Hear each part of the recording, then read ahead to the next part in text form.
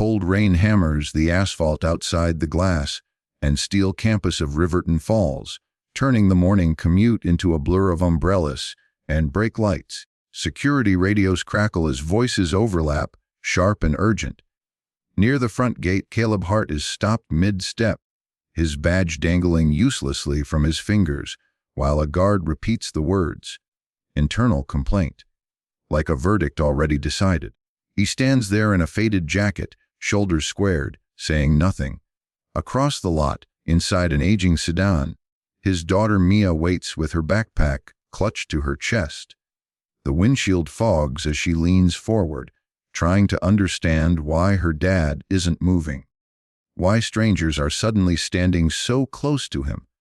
A woman's voice slices through the rain, clean and authoritative, demanding answers before questions are finished. Heads turn, whispers spread fast and ugly.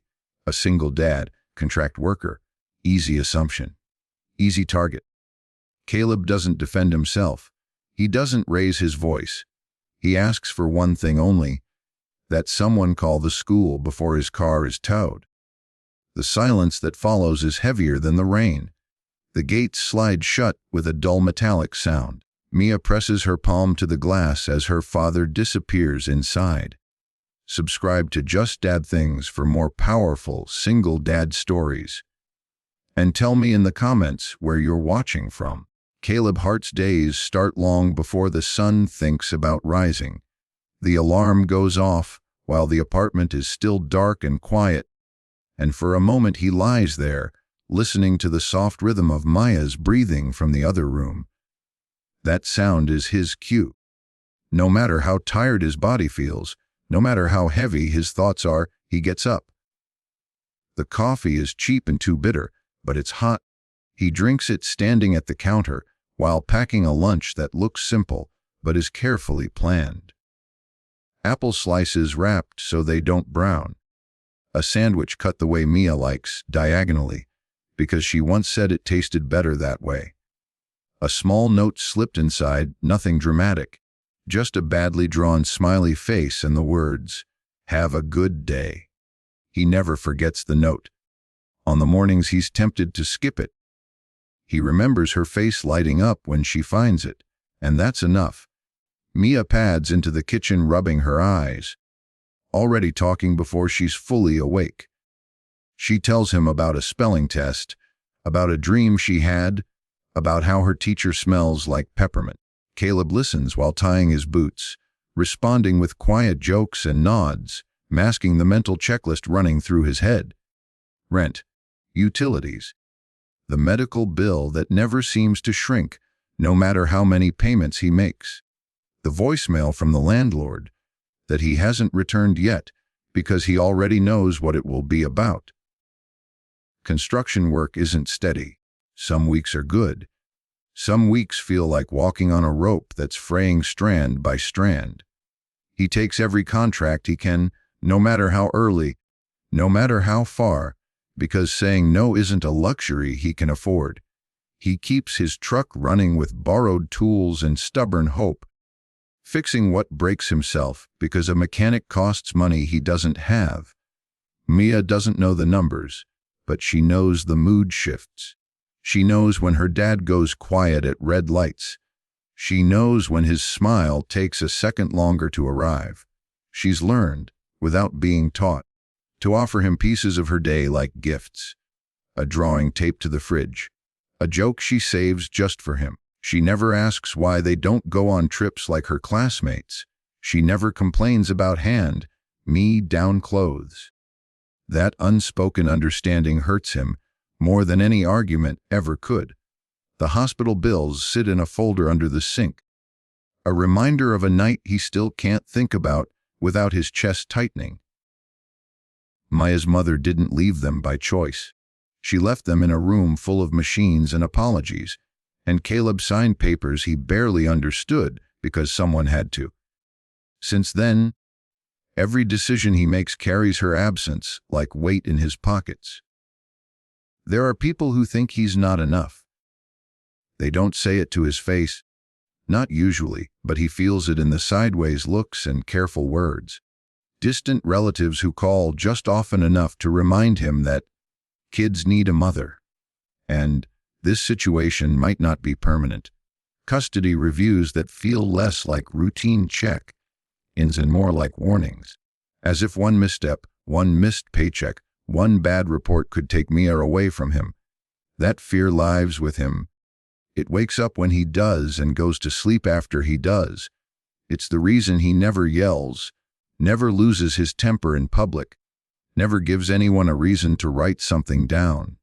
He knows how thin the line is between being seen as a devoted father and being labeled a risk. By the time he drops Mia off at school, he's already tired. He kneels to zip her jacket, looks her in the eyes, and tells her he'll be there at pickup. He always says it like a promise, because to her it is one. As she walks away, she turns back and waves every single time. He watches until she's inside the building before turning back to his truck. Losing his job wouldn't just hurt. It would collapse everything. No paycheck means no rent. No rent means questions. Questions mean files, meetings, judgments. It would mean pulling Mia out of her school, explaining things she's too young to carry, watching that quiet trust in her eyes fracture just a little. Caleb doesn't think of himself as strong. He thinks of himself as necessary. Complaining doesn't put food on the table. Explaining himself doesn't change bills. So he shows up every morning, every shift, every pickup. He keeps going not because he believes it will all work out, but because stopping isn't an option. The life he's built for Mia is fragile, but it's theirs, and he will do whatever it takes to keep it standing. Vanessa Crowell's mornings begin in silence, high above the city, where the windows don't open and the view is meant to remind people who holds the leverage. She arrives before most of the building is awake, heels clicking across polished floors, tablet already glowing with overnight reports. Since stepping into the interim chief operations role, she has lived under a constant, grinding pressure that never fully leaves her chest. Investors want certainty. The board wants control. Regulators want perfection. And after the recent compliance scare, no one is in the mood for explanations. She has learned the hard way that sympathy is expensive. Early in her career, trusting the wrong person cost her months of damage control and nearly ended her climb. Since then, she has relied on what can be proven. Paper trails, sign-offs, systems that leave no room for excuses. Stories, in her experience, are what people bring when the numbers don't line up. So when her assistant flags a potential authorization gap tied to an external contractor, Vanessa doesn't hesitate. She skims the summary while walking, absorbing it in pieces. Missing documentation, schedule deviation, temporary access override. Then the detail that sticks longer than it should. Single father, contract labor. It isn't disdain that tightens her jaw, it's calculation. Contractors are already risks. Contractors with complicated personal lives even more so. In her world, complications spread, they slow decisions. They create headlines. By the time she reaches the lobby monitors and sees the situation unfolding at the gate, her mind is already several steps ahead. Security involved, staff watching, a small disruption that could grow teeth if handled poorly. She steps in because that's what leaders do when something threatens order. Her voice cuts cleanly through the rain, firm but not raised. She asks for identification, for explanations, for the missing authorization. She doesn't use his name at first. She doesn't need to. To her, he's a variable that doesn't fit cleanly into the process. Caleb stands in front of her, soaked, calm in a way she's seen before. People often mistake quiet for innocence or guilt. Vanessa doesn't make that mistake. She reads his posture, the stillness, the way he listens fully before answering. She notes it, files it away, but it doesn't soften her stance. He doesn't launch into excuses. He doesn't mention his daughter waiting in the car, unless directly asked. When he speaks, he sticks to facts, timelines, the work completed. It should count for something. It doesn't yet, not without the missing approval. Vanessa feels the eyes on her back, employees watching how she handles this. Every decision she makes in public sets a tone, and right now the tone must be uncompromising. If she appears lenient, it becomes a weakness others will test. She authorizes security to proceed, to contain the situation until compliance can verify the records. It's procedural, clean, necessary. She tells herself that if the contractor is innocent, the process will clear him. That's how systems work. Still, as she turns away, a flicker of irritation surfaces. Not at him, but at the situation. At how often responsibility and risk seem to land in her lap with no clean answers. She has no time to wonder who he is beyond the badge clipped to his jacket. She has a company to protect. From Caleb's side, the imbalance is absolute. He can feel it in the way she doesn't argue, doesn't escalate, simply decides. Her signature, written later in an office far from the rain, will determine whether he works again or fades quietly out of the system. Vanessa doesn't see herself as the villain in this story. She sees herself as the guardrail, the one who keeps things from going off the road. If that means being cold, so be it. Warmth has never been part of her job description. As she walks back inside, leaving the situation contained behind her, she believes she's made the responsible call. She has no reason, yet, to think otherwise. The accusation doesn't disappear just because the gate closes behind Caleb. It follows him into every hallway, every glance, every whispered conversation that stops when he walks past. His access is limited now, his movements watched. His name attached to a question mark he didn't put there. Still, when the morning briefing ends in confusion and raised voices, Caleb does what he has always done. He goes to work. The failure starts small. A system lag that shouldn't be there. A delay that turns into a cascade of alerts lighting up monitors across the facility. Phones start ringing. A supervisor swears under his breath.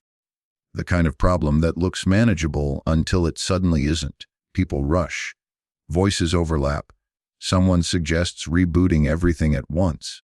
Someone else talks about blaming a junior tech who signed off on a routine check earlier that morning. Panic moves faster than logic. Caleb doesn't raise his voice. He moves closer to the console, asks a single question that cuts through the noise. When was the last stable read? It takes a second for anyone to answer him, but when they do, his mind is already working backward through years of similar moments. Job sites where nothing matched the blueprint. Equipment that failed because one small thing was ignored. Crises where the loudest person was rarely the most useful. He traces the issue methodically, isolating the fault instead of smothering it. He notices a mismatch in the authorization sequence, a handoff that didn't complete but was marked as done. It's subtle, easy to miss, easier to cover up. A junior staffer's hands are shaking as she hovers nearby, clearly bracing for blame. Caleb steps slightly in front of her without making a show of it. He asks her to pull the logs. He tells her to breathe. He doesn't say her name loudly or point her out. He makes it clear, without saying it, that the mistake is the system's, not hers. Someone suggests a workaround that would mask the error long enough to get through the day. It would also make the investigation harder later. It would help Caleb, too. Less scrutiny, less digging, a chance for this whole thing to quietly disappear. He shakes his head. No shortcuts. Not today, not ever. Instead, he documents everything as he goes. Timestamps, access points, every step visible, traceable, defensible. It slows things down, but it keeps them honest. The facility stabilizes. The alerts quiet. Operations resume, shaky but intact. From the observation window above the floor, Vanessa watches. She had come down expecting escalation, more chaos, maybe confirmation that her concerns were justified. What she sees instead doesn't fit cleanly into her mental file. The contractor under scrutiny isn't trying to save himself. He isn't shifting blame or hiding behind jargon. He's doing the opposite, making the process more transparent, more exposed. He's protecting people with less power than him when it would be easier to let them take the fall.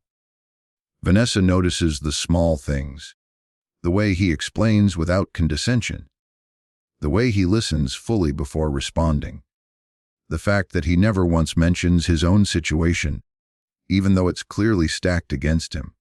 That kind of restraint is rare and inconvenient. It doesn't absolve him, not yet. But it introduces doubt where certainty had lived comfortably. People who cut corners don't leave this many fingerprints. People who are guilty don't invite this level of scrutiny. When the immediate crisis passes, Vanessa asks for a summary. The documentation is clean, painfully thorough, exactly the kind of record she relies on. She doesn't say anything to Caleb directly. She doesn't offer reassurance. That isn't how her world works. But as she returns to her office, tablet tucked under her arm, she replays the scene in her head. The calm under pressure, the refusal to take the easy out, the quiet protection of others. For the first time since his name crossed her screen, Vanessa Crowell hesitates before labeling Caleb Hart a risk. The investigation doesn't arrive all at once. It creeps in through emails marked urgent, through meetings Caleb isn't invited to, through the way conversations stop a beat too late when he enters a room. By the end of the week, it has a name, a case number, and a timeline that doesn't include his voice. Compliance wants statements. Legal wants documentation. Management wants distance. The word temporary is used often, as if that makes everything softer. Temporary suspension, temporary access revocation, temporary review. Caleb knows better. Temporary things have a way of becoming permanent when you don't have leverage. Rumors move faster than facts. Someone says he bypassed safety protocols. Someone else says he reused an authorization from a previous job. By the time it reaches the lower floors, the story has mutated into something uglier. A contractor cutting corners. A father distracted by his personal life. A liability that slipped through screening. Caleb keeps showing up because that's what he's always done. He answers questions when asked. He submits records when requested. He waits. Waiting becomes its own kind of punishment. The call comes just before 3 in the afternoon, right when he's packing up to head to the school. A short, careful voice tells him security will meet him at the pickup location. Procedure, they say. Visibility matters. The school parking lot is loud with end-of-day energy. Kids spill out of doors with backpacks bouncing, voices overlapping, parents waving from open car windows. Caleb spots Mia immediately. She's talking animatedly to a friend, hair pulled back the way he fixed it that morning. Then he sees the security vehicle pull in behind him. It's subtle at first. A uniform stepping out. A hand gesture asking him to wait. But subtle doesn't last long in a place full of watching eyes. Conversation slow. Heads turn. Mia notices the pause before Caleb reaches her. She looks up, confused, scanning his face for cues.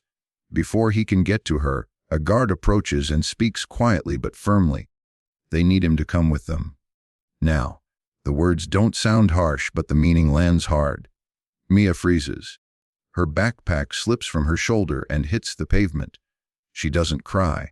She just stares at him, eyes wide, trying to understand why grown-ups are suddenly standing between her and her dad. Caleb kneels in front of her, ignoring the heat crawling up his neck. He tells her everything is okay. He tells her he'll be right back. He tells her to wait with Mrs. Carter from the office. He says it calmly, because panic would break something he might not be able to fix. As he stands, he feels the weight of dozens of unspoken judgments pressing in. This time, the humiliation isn't quiet. It's public. It's stamped into a place that's supposed to be safe. By the time he's escorted away, the damage is already done. That evening, the emails multiply. Contract termination is now on the table, pending findings. A note from procurement hints at future eligibility concerns. Blacklisting isn't mentioned directly, but the implication is clear. Once your name is associated with risk, it has a long memory. Worse, the instability triggers something Caleb has lived in fear of for years. A polite but pointed message from family services requesting updated documentation. Employment status. Housing stability. Routine. They say just a review. He knows how those reviews go. He's seen good parents lose ground, not because they were careless, but because they were unlucky at the wrong moment.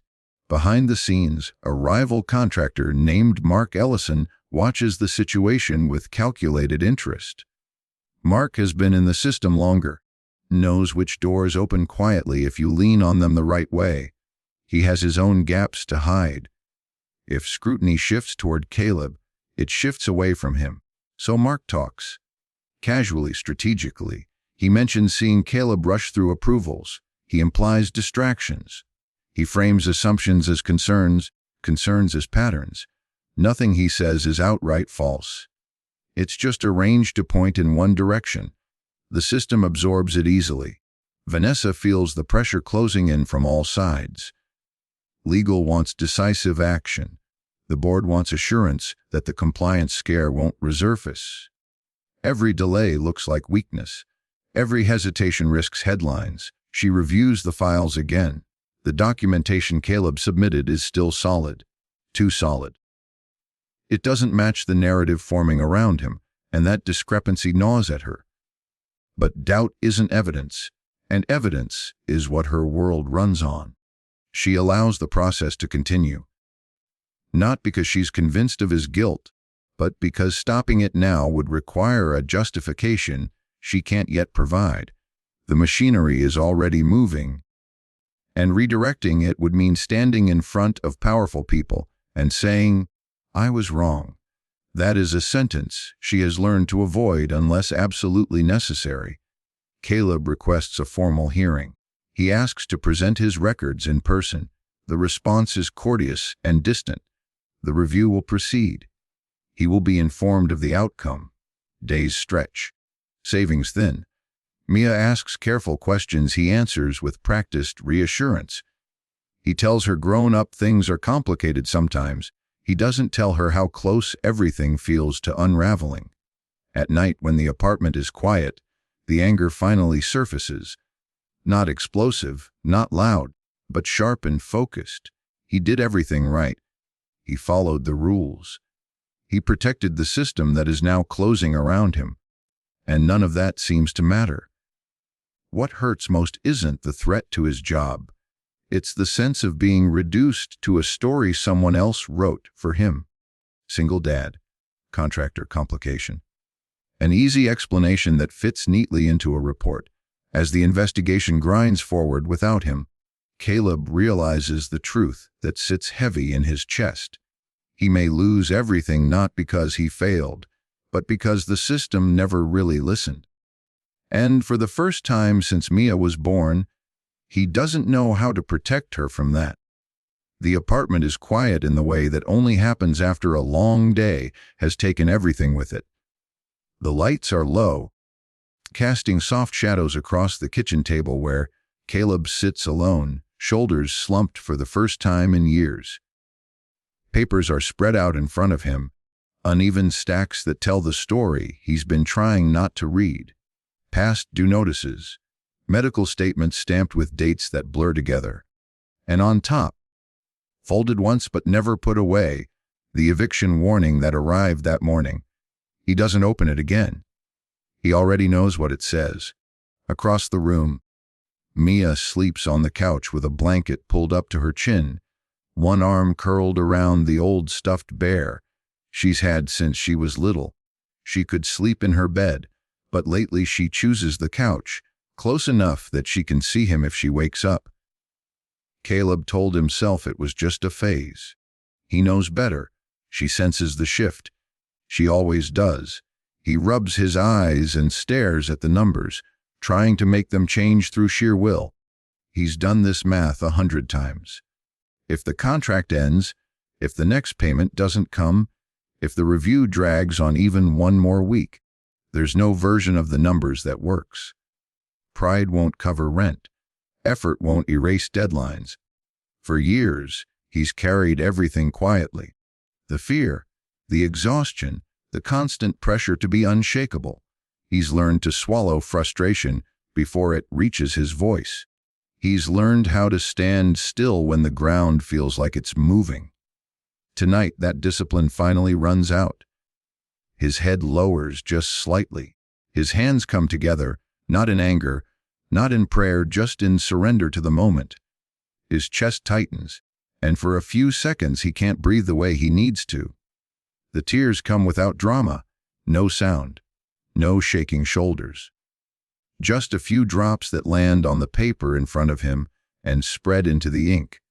He thinks about calling someone. There's no one to call. The idea that keeps circling his mind is one he's pushed away for months. Take whatever job comes. Out of town. Out of state. Construction crews always need hands somewhere. It wouldn't be fair to Mia, but fairness feels like a luxury now. Stability, any kind, might matter more than familiarity. He imagines packing their lives into boxes again. New school, new teachers, new explanations. Maya standing in another unfamiliar hallway, trying to be brave because she's learned that's what's expected of her. The thought makes his chest ache in a way the bills never could. This isn't the life he promised her. He looks up and sees her stir on the couch, brow furrowing in her sleep. Without thinking, he stands and moves closer, kneeling beside her. He brushes hair from her face, careful not to wake her. In sleep, her expression softens, trust unguarded. She believes in him completely. Not because he's perfect, but because he's always there. That belief is heavier than any debt. Caleb thinks about giving up the fight, about signing whatever paperwork ends the investigation faster, even if it means accepting blame that isn't his. About disappearing quietly from a system that clearly doesn't want him. He could make things easier by making himself smaller. But as he watches Mia breathe, something steadies inside him. He can lose a job. He can lose an apartment. He cannot teach her that the answer to injustice is silence. He cannot let her learn that doing the right thing only matters when it's convenient. He returns to the table and gathers the papers, not to throw them away, but to organize them. Slowly, deliberately, he opens the eviction notice and reads it once, all the way through. He marks dates. He makes a list of calls he will make in the morning, even though he knows most of them will lead to polite refusals. The breaking point passes without fireworks, no vows, no speeches, just a quiet decision to keep standing. When he finally lies down on the floor beside the couch, back against the worn fabric, he stares at the ceiling and lets exhaustion take him. The future is uncertain, heavier than ever, but the one thing he knows, even at his lowest, is this: he will not abandon who he is, and he will not abandon her. By the time Caleb walked in, the room was already full. Executives lined the front row. Legal sat stiffly to the left. HR to the right. Employees filled the middle seats in uneasy clusters, whispering theories under their breath. Some glanced at Caleb with surprise. Others avoided his eyes entirely. 3 weeks ago, he had been escorted out of this building like a liability. Now he was back, unbadged, unpaid, but standing. Vanessa entered last. She didn't look confident. She looked prepared. The head of compliance opened the session, voice measured and cold. This was no longer an internal review. Due to the scope of financial exposure and regulatory risk, the company was required to place the findings on record, public, uneditable. The screen behind him lit up. Project Atlas, AUITRL Revo. The first documents appeared: timelines, approval chains. Clean, organized, clinical. Caleb recognized the formatting instantly. It was his. The compliance officer spoke. The initial accusation centered on unauthorized budget reallocations tied to Mr. Calder's account credentials. A pause. However, a deeper audit revealed something else. The screen changed. Access logs, timestamps, IP addresses, not Caleb's. The room shifted. Chairs creaked. Someone coughed. The compliance officer continued. These credentials were duplicated and routed through a contractor access portal approved under an emergency exception. A name appeared. The rival contractor, a partner firm brought in by Vanessa to accelerate delivery when deadlines began slipping. Vanessa didn't look at the screen. Another slide. Email chains. Carefully archived, date stamped, preserved. Caleb's emails. Clear objections. Requests for written confirmation. Warnings about scope violations. Follow-up messages after meetings, summarizing decisions and asking for acknowledgement. Every risk flagged. Every concern documented. Every response or lack of preserved. The compliance officer's voice softened, just slightly. Mr. Calder maintained an independent documentation log. These records were not required by policy. They were voluntary. Legal leaned forward. This log, the officer continued, is the sole reason we were able to trace responsibility accurately. Without it, the company would be facing regulatory penalties and potential criminal inquiry. A murmur rippled through the room. The next slide hit harder. Invoices inflated in stages. Milestones approved without deliverables. Sign-offs executed during hours when Caleb's badge was inactive, because he'd already been suspended. The conclusion appeared in bold. TTQNFRM, ED, party-wise at Irace 2 TR Novielderal and TLBLKLDR. The contractor's representative stood abruptly. Set down, legal said flatly. They did. The compliance officer turned toward Vanessa. Ms. Hart, as the executive sponsor. Do you wish to address the findings? At every eye followed her as she stood. This was the moment everyone had been waiting for. She could do it quietly. Issue a memo. Blame process failures. Let Caleb be reinstated without acknowledgement. Preserve her authority. Protect her image. No one would have forced her otherwise. Vanessa stepped forward. When she spoke, her voice carried. I approved the contractor access, she said. I overrode standard safeguards because I believed speed mattered more than caution. She paused. And I dismissed Mr. Calder's objections. A visible intake of breath swept the room. I didn't just disagree with him, she continued. I discounted him. I assumed resistance meant incompetence. I assumed caution meant weakness. Her eyes finally moved. To Caleb, I was wrong. The words landed heavy. I allowed my bias toward decisiveness and external validation to override internal expertise. When pressure mounted, I chose the narrative that was easiest for me to accept. She turned back to the room. That decision nearly cost this company its credibility. Silence pressed in from all sides. Vanessa straightened. Effective immediately, Mr. Calder is fully reinstated. His record will reflect no disciplinary action. His suspension will be documented as an error in judgment, mine. Caleb felt something tighten in his chest. Not relief, not triumph, recognition. And the contractor relationship is terminated, she added. Pending recovery of funds and further legal action. The contractor's representative stared at the floor. Vanessa took one last breath. I owe you an apology, Caleb. Publicly, unequivocally. She turned to him again. You did your job with integrity when it would have been easier to stay silent. I failed to listen. I am sorry. For a moment, Caleb didn't move. Not to speak, not to gloat, just to nod. The room erupted, not in applause but in something quieter. A collective release. People exhaled. Shoulders dropped. Truth had weight, and it had finally been set down where everyone could see it. The hearing concluded with formalities, but the outcome was already sealed. Caleb walked out of the auditorium with his head high. Not because he'd won. Because the truth had. The offer didn't come immediately. That surprised Caleb. He expected an email the next morning. Something symbolic, something fast, something meant to close the chapter.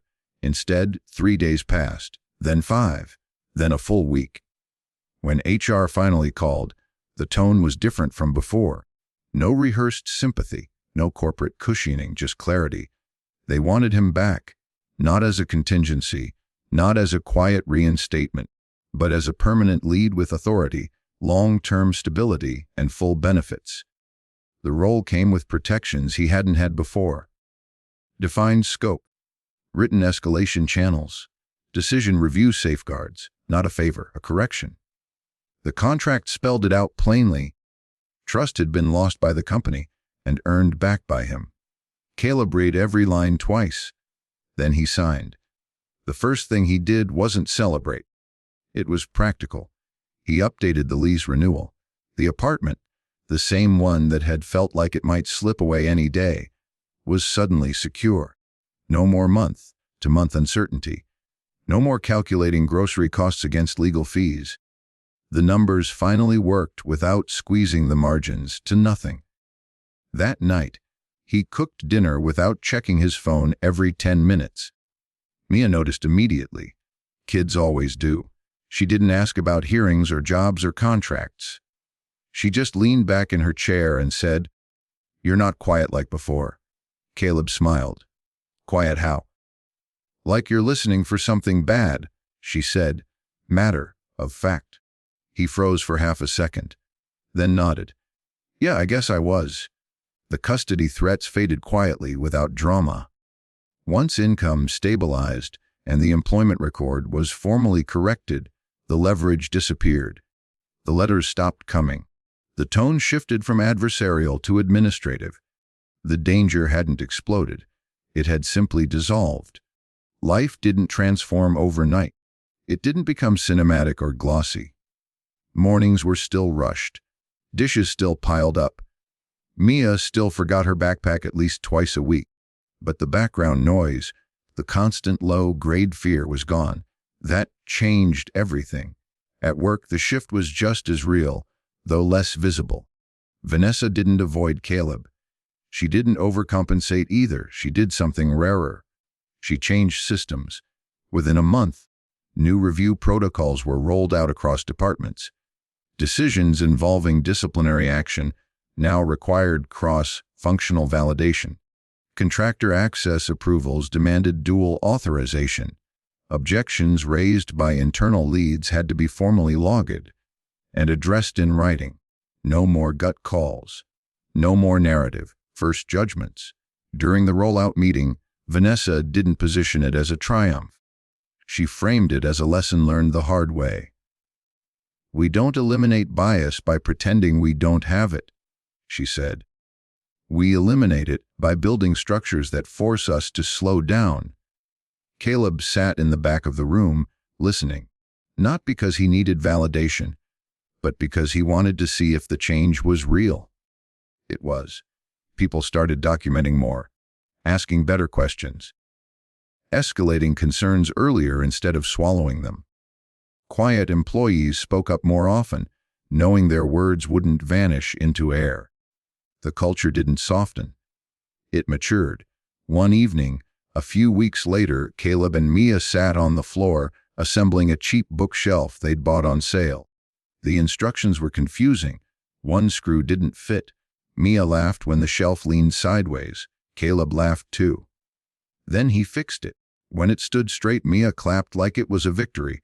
In a way, it was. That night, after she went to bed, Caleb stood by the window and looked out over the city. Same view as always. Same lights. Same traffic hum. But the weight in his chest was gone. He hadn't become untouchable. He hadn't climbed some ladder into safety forever. What he had was footing.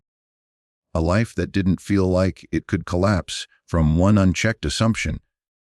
He thought about the hearing, about standing silently while the truth spoke for itself, about how close everything had come to going the other way, And he realized something important.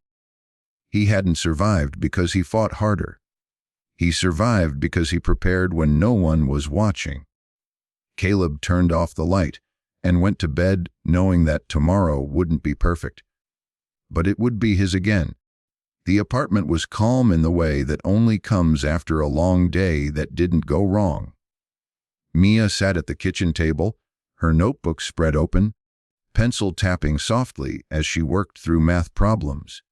The overhead light cast a warm circle around her, catching the loose strands of hair that always fell into her face when she concentrated.